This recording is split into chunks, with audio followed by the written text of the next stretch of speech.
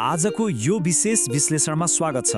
आज हामी एउटा यस्तो अचूक सूत्र डिकोड गर्दैछौँ जसले आधुनिक उत्पादकत्वको पुरै परिभाषा नै बदल्दिनेछ। चाहे त्यो विद्यार्थीको परीक्षाको तयारीको लागि होस् वा कर्पोरेट लिडरहरूको व्यावहारिक बानीको योजना निर्माण गर्न, यो अवधारणा साँच्चै नै एउटा गेम चेन्जर साबित हुनेछ। एकछिन सोच्नुस् त, अरूलाई पुरै दिन लाग्ने काम मात्र 3 घण्टामा सिद्ध्याउन सकियो भने?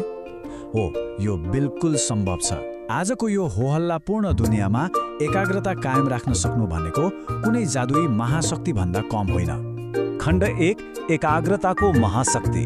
लेखक क्याल न्युपोर्टको अनुसन्धानले एकदम स्पष्ट पारेको छ कि जसले यो एकाग्रतामा महारत हासिल गर्छ उसैले आजको युगमा असाधारण सफलता चुम्छ। ल, अब यसको गहिराइमै जाउँ है त। डीप वर्क अर्थात् गहिरो काम भनेको के हो त? सिधा भाषामा भन्नुपर्दा कुनै पनि बाहिरी अवरोध बिना आफ्नो सम्पूर्ण ध्यान एउटै महत्त्वपूर्ण काममा लगाउनु नै डीप वर्क हो। जटिल कुराहरू छिटो सिक्न र उच्च स्तरको नतिजा निकाल्न यो एकदमै जरुरी छ। आधुनिक कार्यशैलीलाई हेर्दा यहाँ दुईवटा कुरा देखिन्छन्। एकातिर डीप वर्क छ जहाँ साँच्चै नै जटिल समस्याहरूको समाधान हुन्छ, अनि अर्कोतिर छ सालो वर्क अर्थात् सतही काम। दिनभरि इमेलको रिप्लाई गर्नु वा सोसियल मिडिया स्क्रोल गर्नु हेर्दा काम जस्तै लाग्छ नि, होइन र? तर वास्तवमा यसले हाम्रो धेरैजसो समय त्यसै खाइरहेको हुन्छ। यहाँनिर यो भनाइलाई ध्यान दिउँ। गहिरो ध्यान केन्द्रित गर्ने क्षमता आधुनिक विश्वको सबैभन्दा मूल्यवान सिपहरूमध्ये एक हो। यो बिल्कुल सही कुरा हो।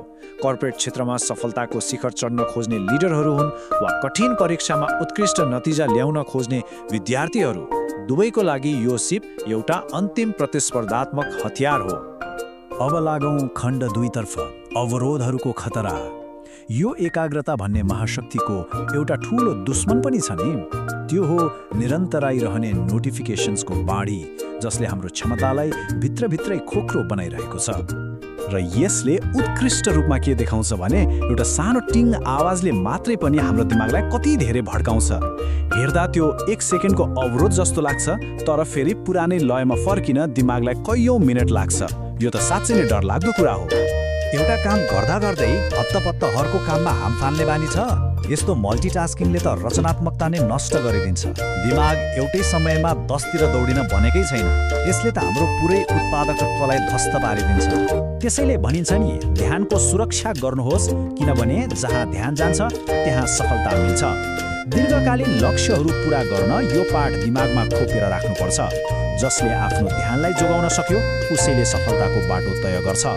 खण्ड 3, एकाग्रताका लागि व्यावहारिक बानीहरू। समस्या त बुझियो, तर अब गुमेको ध्यानलाई फिर्ता कसरी ल्याउने त? यसको लागि एउटा ठोस र व्यावहारिक बानीको योजना बनाउनै पर्छ। सफल मानिसहरूले ठ्याक्कै यी 3 कदम चाल्छन्। पहिलो, निश्चित घण्टाहरू छुट्याउने। दोस्रो, नोटिफिकेसनहरू बन्द गर्ने। र तेस्रो, एउटा महत्त्वपूर्ण काममा मात्र ध्यान दिने। विद्यार्थीको इक्जाम रिभ्यू होस् वा कर्पोरेट लिडरको रणनीतिक योजना, दिनको मात्र 1-2 घण्टा यसरी काम गर्दा आउने नतिजा देखेर कोही पनि छक्क पर्छ। अब अगाडि बढौँ र हेरौँ यसले कसरी काम गर्छ। समय पाइएला भनेर नपर्खनुहोस्, यसलाई तालिकाबद्ध गर्नुहोस्। फुर्सद मिल्ला र काम गरौँला भनेर बस्नु एकदमै गलत हो। एकाग्रताको लागि समयलाई अग्रिम रूपमै आफ्नो क्यालेन्डरमा ब्लक गर्नुपर्छ। यो सुन्दा अलि अचम्म लाग्न सक्छ, तर हामीले बोरियतलाई स्वीकार्नै पर्छ। लिफ्टमा 10 सेकेन्ड पर्खिँदा पनि हत्तपत्त फोन निकाल्ने बानी परिसक्यो, होइन र? तर हाम्रो दिमागलाई साँच्चै नै केही शान्त र बोरिङ पलहरूको एकदमै खाँचो छ। जति हामी बोरियतसँग सहज हुन्छौँ, हाम्रो एकाग्रता त्यति नै बलियो हुन्छ। डिजिटल कुराहरूबाट पाइने तत्कालको मज्जालाई अलिकति रोकेर हेरौँ त। यसले हाम्रो मानसिक अनुशासनलाई यति बलियो बनाउँछ कि दिमागले लामो समयसम्म एउटै कुरामा टिकिरहन सिक्छ। अब आइपुग्यौँ खण्ड 4मा, मात्राभन्दा गुणस्तर। सफलता र उत्पादकत्वलाई वास्तवमा कसरी नापिन्छ भन्ने बारेको यो अन्तिम तर एकदमै महत्त्वपूर्ण अवधारणा हो। अब यो स्लाइडमा साँच्चै नै चाखलाग्दो कुरा के छ भने हामी अझै पनि धेरै घण्टा काम गर्नु राम्रो हो भन्ने पुरानो भ्रम पालेर बसेका छौँ। तर आधुनिक सफलताको असली मापन भनेको हामीले कति घण्टा बितायौँ भन्ने होइन, हामीले कस्तो अर्थपूर्ण नतिजा निकाल्यौँ भन्ने हो। गुणस्तरले सधैँ मात्रालाई जित्छ। सयौं अवरोध र होहल्लाका बीचमा बिताएको पुरै दिनभन्दा पुरै ध्यान दिएर गरेका केही घण्टाका कामले सयौं गुणा उत्कृष्ट नतिजा दिन्छन्। व्यस्त गतिविधिमा होइन, अर्थपूर्ण नतिजामा ध्यान दिनुहोस्। सधैँ व्यस्त देखिनु र साँच्चै कामको कुरा गर्नुमा आकाश पातालको फरक छ। हामीले गर्ने कामले कति भ्यालु दिइरहेको छ, मुख्य कुरा त्यही नै हो। त्यसैले यहाँको सबैभन्दा महत्त्वपूर्ण बुदा के हो भने कम अवरोध, बढी एकाग्रता र राम्रो नतिजा। यी तीनवटा कुराले नै यो हल्ला नै हल्ला भएको संसारमा एकाग्र रहने व्यक्तिहरूलाई अरूभन्दा अगाडि राख्छ र दिगो सफलता दिलाउँछ।